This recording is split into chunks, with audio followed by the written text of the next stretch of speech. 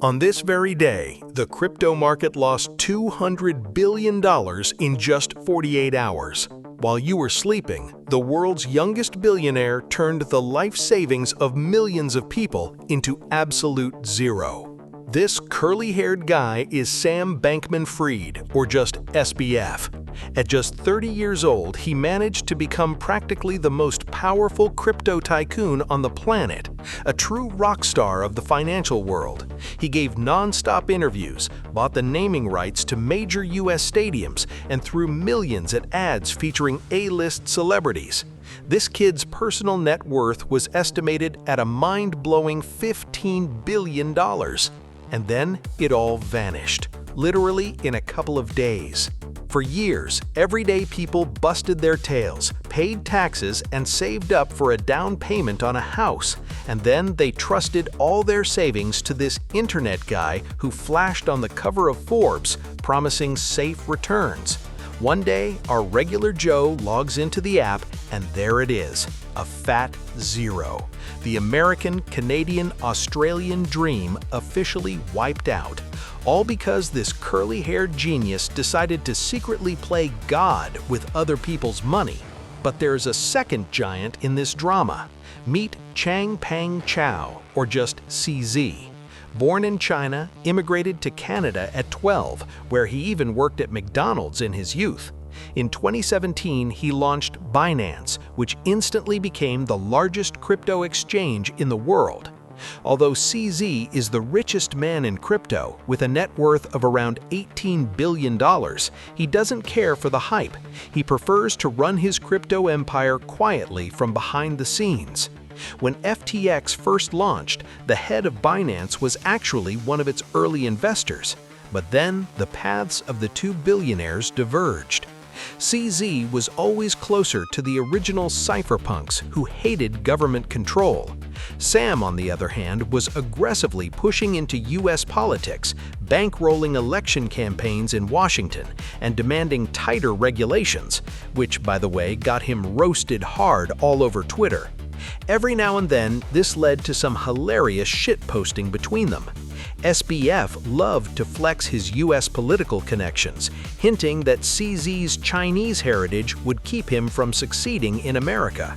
In one deleted tweet, Sam straight up mocked CZ, asking, "Is he even allowed in D.C.?"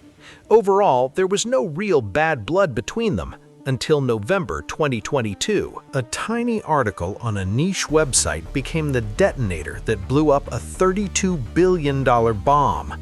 The explosion happened on November 2nd. CoinDesk published a piece that completely shattered the nerves of investors from New York to Sydney. Citing a leaked private balance sheet, they revealed that about 40% of the assets of Sam's personal hedge fund, Alameda Research, consisted of FTT tokens, which were issued by his very own exchange, FTX. Out of Alameda's $14.6 billion in assets, the majority was pure air. Once you subtracted the liabilities, these made-up tokens accounted for a staggering 90% of the company's net equity. What does this mean in plain English? Imagine a guy named Mark from Sydney who wants to start a business. Mark tells a bank, "I have $14 billion in assets." The bank looks at the paperwork, and instead of real estate, they see vouchers that Mark printed on his home printer yesterday, named them Mark coins, and set the price himself. Any real audit would shut that operation down in a heartbeat. The worst part was that this massive pile of FTT tokens was completely illiquid. There were actually fewer tokens circulating on the open market than what Alameda held. If Alameda ever needed hard cash, any attempt to sell off that position would instantly crash the price to zero. After the article dropped, the FTT price began to slide, but real hell broke loose on November 6th when CZ announced on Twitter that Binance was completely dumping its $500 million bag of FTT. As CZ later put it, "I didn't think I'd be the straw that broke the camel's back." The token plummeted.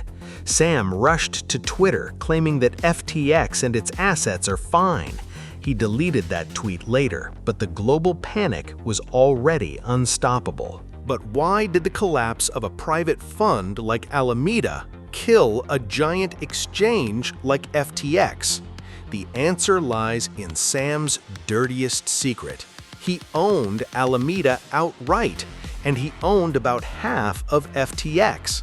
The details of their relationship were heavily guarded, but Lucas Nuzzi, head of R&D at Coinmetrics, analyzed the blockchain data and discovered the truth. FTX had been secretly pumping Alameda with a $4 billion emergency bailout using FTT tokens. Tokens created, let me remind you, by FTX itself. Stop. Do you realize how absurd this is? He was literally stealing money from your pocket to gamble in a casino called Alameda. Imagine you opened an account at a major US bank. Unbeknownst to you, the owner of that bank takes your cash and secretly transfers it to his second business, a failing car wash chain in California that is bleeding money. The car wash goes under. To keep anyone from noticing the missing cash, the banker puts coupons for free car washes into the vault. Coupons he printed himself and claims they are worth billions. That's the whole playbook. The customer's money just evaporated. By the way, drop a comment right now. Did you manage to pull your funds out of this mess in time, or did you, like many others, trust Sam until the very end? Let's see your stories in the comments, and let us know who you think is next to go bust. Anyway, by November 8th, customer withdrawals hit a massive $6 billion. The FTT token crashed by 80%. Naturally, the exchange restricted and then completely froze all withdrawals. Why does a traditional exchange run into this kind of trouble? It's supposed to be just a middleman, taking a fee and custodying your assets. If all customers come for their money at once, the exchange shouldn't go bankrupt.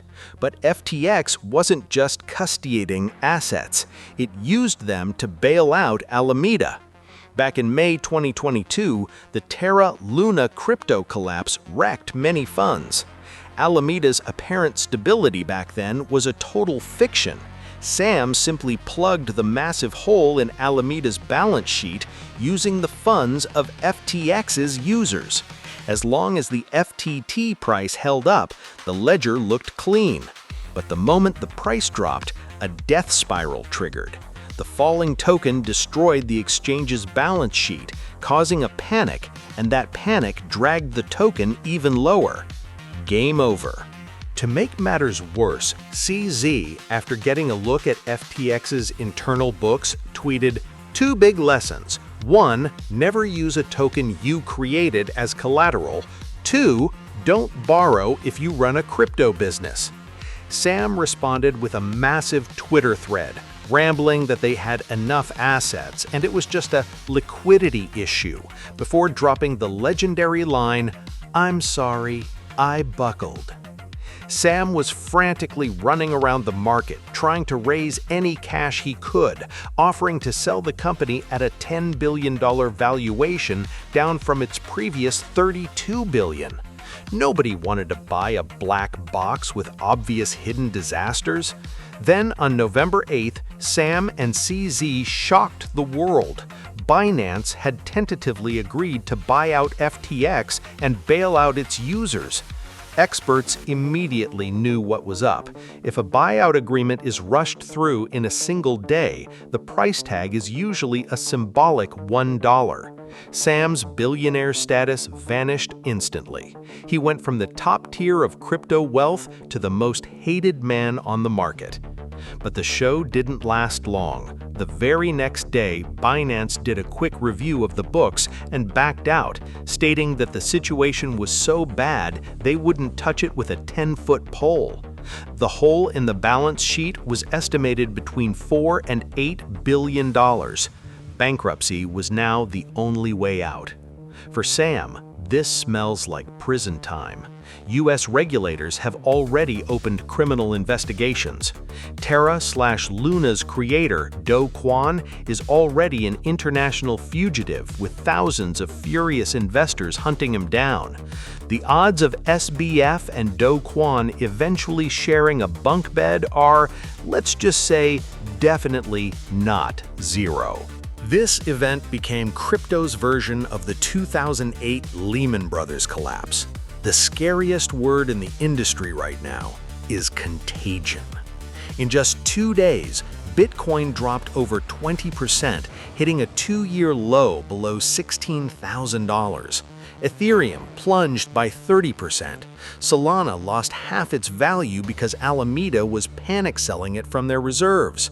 Even the biggest stablecoin, Tether USDT, depegged down to 98 cents. In response to the chaos, major exchanges rushed to publish proof of their reserves directly on the blockchain. Binance was the first to show wallets holding $69 billion, but we still don't know the full depth of the rot in the market. Which major funds are exposed to FTX and who will collapse next remains an open question. The irony is incredible. All through 2022, Sam played the role of the ultimate savior, buying up bankrupt projects like Voyager or Celsius for pennies. In the end, the real apex predator turned out to be CZ, who played Sam like a fiddle and secured his crown as the absolute king of crypto. However, CZ himself admitted in an internal memo that this is no victory. Public trust in crypto is shattered, and regulators in the US, Canada, and Australia are going to clamp down hard. Early November 2022 will go down as a truly dark chapter. Update: Sam Bankman-Fried has officially resigned as CEO and FTX has filed for Chapter 11 bankruptcy. Update 2, and it looks like the descent into hell is only accelerating. Overnight, FTX was hacked and the remaining funds were drained. To top it all off, journalists just uncovered that Sam's multi-billion-dollar hedge fund, Alameda, was actually being run by a 28-year-old Harry Potter fan. But that is a story for another video. And if you want to see that story, click the video on your screen right now. This video is for educational and entertainment purposes only and does not constitute financial advice.